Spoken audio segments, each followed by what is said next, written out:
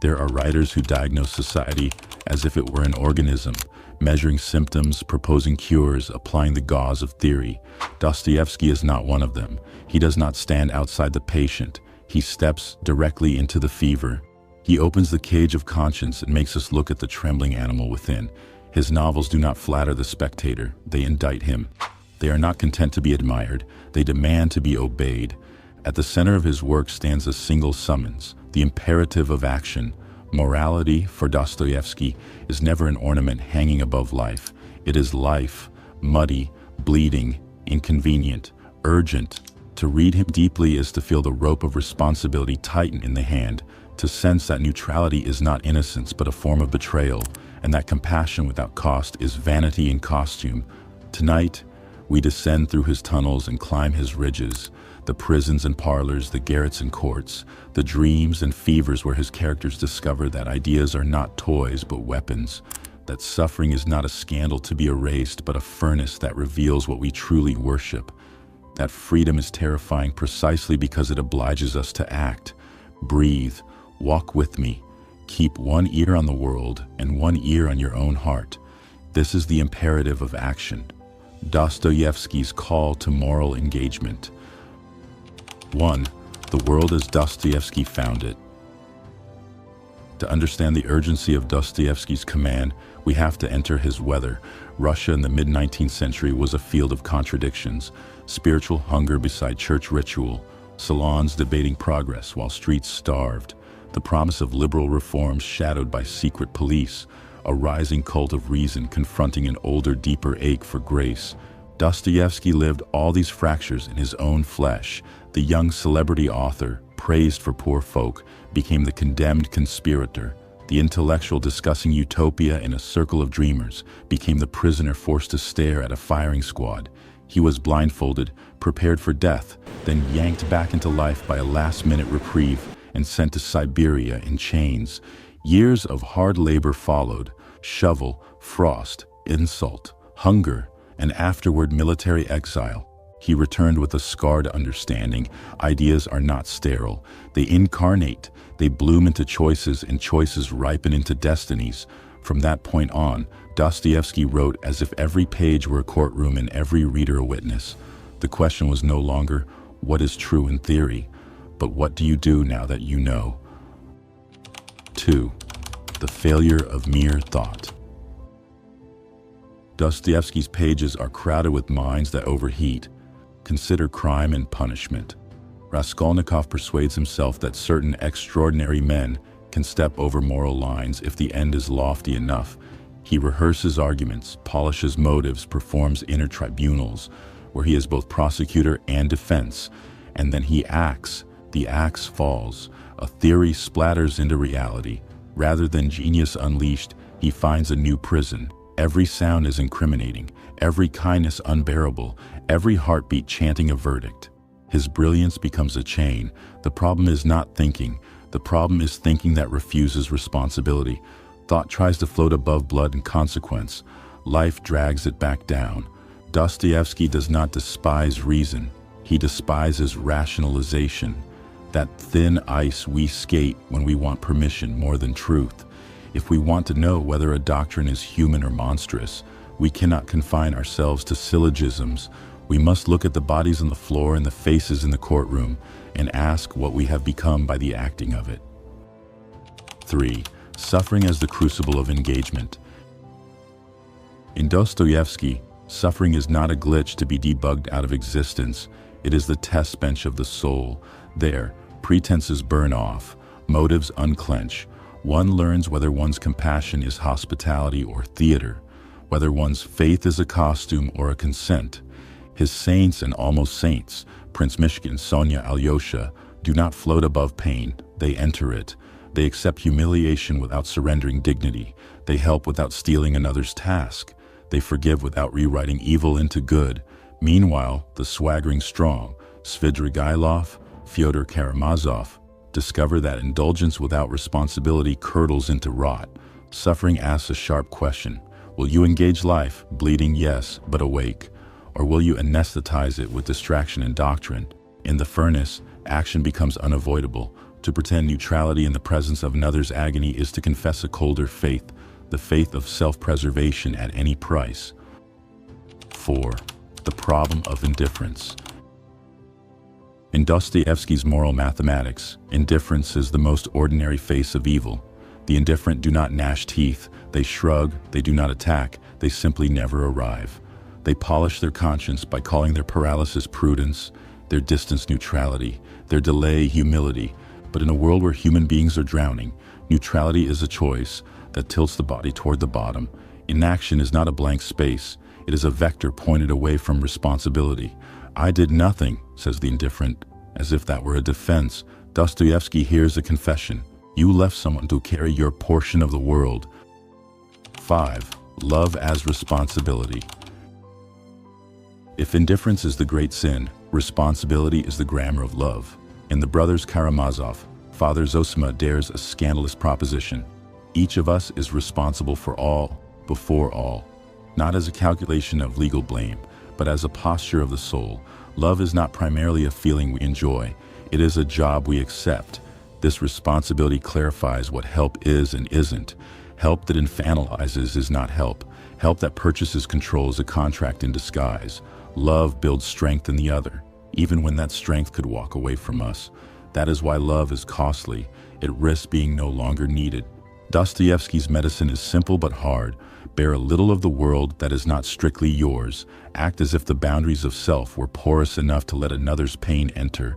Then do something that actually changes a corner of reality, however small, however unseen. 6. The temptation of the spectator. We moderns are professional spectators. We binge tragedy as content, rehearse takes as if they were deeds, outsource agency to opinion leaders, and confuse retweets with rescue. We live in a gold leaf theater of moral gestures, where the applause is measured in numbers, not in lives altered. Dostoevsky's pages expose the corrosion. The more we perform concern instead of enacting it, the thinner our will becomes. The muscle of action atrophies. We begin to treat conscience as a mood to be curated, not a call to be answered. The antidote is embarrassingly concrete. Visit, feed, write the check, tell the truth to a powerful face, protect someone publicly, refuse a profitable cruelty, give a day you had planned to keep. These are not glamorous, they are heavier than glamour. They leave fingerprints on the world. 7. Evil and the call to confront it. Dostoevsky never romanticizes evil, he paints it precisely. Bureaucratic violence that hides behind forms, charismatic ideologues who love humanity but despise humans, sensualists whose freedom devours the freedom of others. Yet evil's favorite collaborator is not the fanatic, it is the decent person who doesn't want trouble. Silence acts, it tilts the room toward the bully. If you doubt it, watch how a single witness who speaks breaks a spell. Watch how the faces in the room reconfigure around that courage. To confront evil is not to guarantee victory. It is to preserve the shape of one's own soul while giving the oppressed a fighting chance to keep theirs. 8. The fragility of freedom. Action requires freedom, and freedom terrifies. In the legend of the Grand Inquisitor, people prefer miracle, mystery, and authority to the uncertainty of choosing. They want bread without responsibility. They want a shepherd to remove the burden of being human. Dostoevsky's scandal is to insist love refuses to confiscate your freedom. Even God in his story will not coerce. That means we are never finally safe. Freedom remains a cliff's edge, but without that edge, action is only choreography, obedience to someone else's script. To defend another's freedom, especially when their choices differ from ours, is not to abdicate truth. It is to honor the very condition that makes love possible: consent. Without consent, moral life degrades into management. 9. The active conscience. Conscience, for Dostoevsky, is not a bureaucrat in the head stamping approvals. It is the living nerve that hurts when we betray what we know. His characters stage trials within themselves. Raskolnikov sweating under invisible lamps. Ivan Karamazov arguing God into a corner and losing his mind. Dmitri, guilty and not guilty at once, begging the court to punish him anyway because something in him needs the blow. To obey conscience is to act before the pain demands anesthesia. It is to shorten the distance between recognition and response. The more often we close that gap, the clearer the inner voice becomes. The less we act, the fainter it grows, until we can no longer tell whether the quiet in us is peace or simply the silence of something that has stopped trying. 10. From words to deeds, a small ethics. Grand declarations are cheap. Small fidelities are expensive. Dostoevsky's ethic can be recited in sentences, but it must be paid in hours. Begin with what is within arm's reach. Visit the prisoner, the sick, the old, the tired. The visit says, your life interrupts mine, and that is allowed. Feed, without photographing the bowl. Risk, tell an unfashionable truth without sneer or swagger. Repair, an object, a relationship, a rumor. Refuse, profits that require someone else's degradation. Teach, a skill that makes you less needed. Withdraw, from dramas that turn people into brands. None of this is glamorous, that is the point. Glamour looks like action from far away but leaves nothing heavier when it passes. Love leaves weight, the weight of a repaired hinge that now swings, the weight of a person standing who had been sitting, the weight of a secret that no longer corrodes because it was finally spoken. 11. Our mirror. Why Dostoevsky matters now. We live in a civilization of commentary. Platforms monetize our emotions. Attention is harvested by outraged merchants. Identity becomes performance. Solidarity is signaled, not suffered. We are fluent in diagnosis and poor in cure. Dostoevsky steps into this room like a stern relative. He waves away our hashtags and asks the impolite questions. Whom did you visit? What did you repair? Whom did you forgive? Which cost did you accept? Which lie did you refuse? Which risk did you take that your future self will still respect? His novels are not vintage curiosities, they are workshops. In them, we practice taking responsibility in hostile weather, practice reading faces instead of headlines, practice distinguishing pity that purchases dominance from love that builds autonomy, and then, once practiced, we must leave the workshop and go hammer something in the world. 12. A parable of engagement. Imagine a riverbank. A child is drowning. A man sees and begins to think, who is responsible? Were the fences adequate? What precedent will I set? Will my clothes be ruined? Is this a state function or a private virtue? The child sinks. Dostoevsky calls this madness by its proper name, cowardice in philosophy's clothing. You can build the fence after, file the report after, write the essay after, but first you jump. Action first, analysis second. Not because analysis is worthless, but because analysis cannot breathe air into lungs. From that jump, responsibility multiplies. You organize lessons, you lobby for safety, you teach others to swim. The point is not to abolish thinking, but to sequence it correctly. Act to save the person, then act again, with thought, to save the next. 13. The imperative summoned, 7 theses. Gather Dostoevsky's scattered cries into one chord, and 7 notes sound. Neutrality collaborates. To stay out of it when harm is happening is to tilt the room toward the strongest hands. Love assumes responsibility. You cannot love in theory. You must carry weight that is not strictly yours. Freedom is frightening and necessary. Without it, action is puppetry. With it, love can occur. Suffering tests reality. It exposes whether our compassion is a camera angle or a presence that costs. Conscience must shorten the gap. Between recognition and response, cut the delay. Small fidelities build large courage. The person who can knock on one hard door today can stand in one harder courtroom tomorrow. Act, then think again. Not thoughtless action, but action that refuses to let thought become an alibi for delay. These theses are not slogans for a poster. They are instructions for weather. Try them in rain. 14. When compassion becomes control, a field guide. Dostoevsky is suspicious of help that arrives with a crown. He teaches us to spot the counterfeits and narrative theft. The helper announces who you are, broken, project case, then narrates your story to gain status. Debt speech, after all I've done for you, turns gratitude into a collar. You are led around on invisible rope. Boundary allergy. A clean no provokes guilt manipulation. Withdrawal of help is framed as betrayal. Audience hunger. Your pain is monetized. Content, posts, hints that perform virtue. This is not love, it is branding. Strength anxiety. Your progress chills them. Smiles tighten when you no longer need them. By contrast, real care asks first, what would help? Builds skill. Time boxes assistance. Keeps secrets. Celebrates when you no longer require it. Real care wants to become unnecessary. 15. When we are the ones who must change. Hard truth. Sometimes we are the Grand Inquisitor in miniature, offering safety to avoid the risk of another's freedom. Sometimes we are Raskolnikov, building ethical machinery to excuse a convenience. Sometimes we are the indifferent passerby, convinced that silence is sophisticated. Dostoevsky does not invite self-loathing. He invites repentance, which is simply the courage to say, I was wrong, and then to act differently while it is still costly.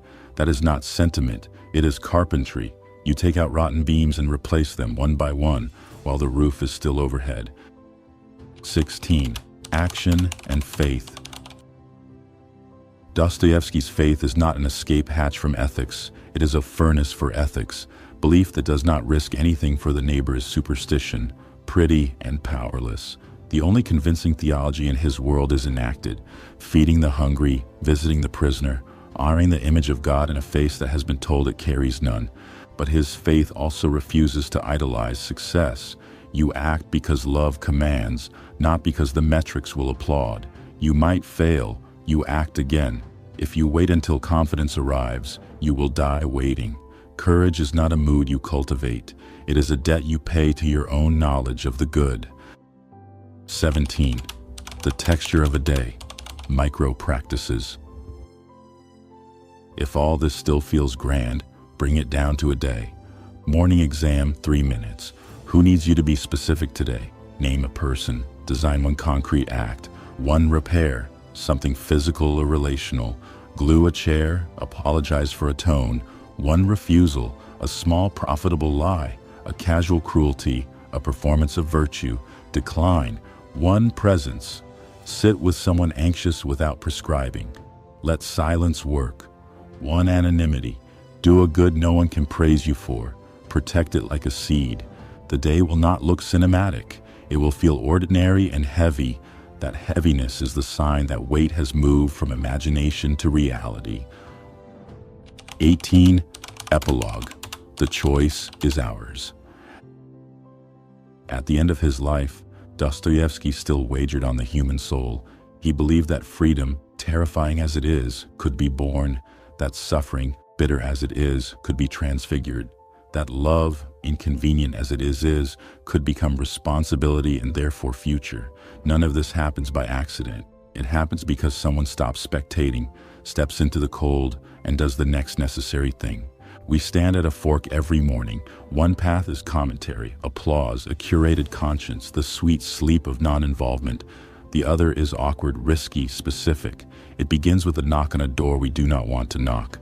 It ends somewhere we cannot predict but will recognize, in the faces of others standing taller because we stood with them. The imperative of action does not ask for perfection, it asks for beginning, and then for continuing. And when we fail, as we will, it asks for beginning again, before the ash cools. Thank you for walking this path with us. If Dostoevsky's call stirred something in you, leave a like and share this video with someone who needs the reminder that reflection must become action. Subscribe and continue the journey. Another chapter is waiting, another step into the depths of philosophy and the human soul. Because in the end, as Dostoevsky teaches, we were not born to be spectators. We were born to engage.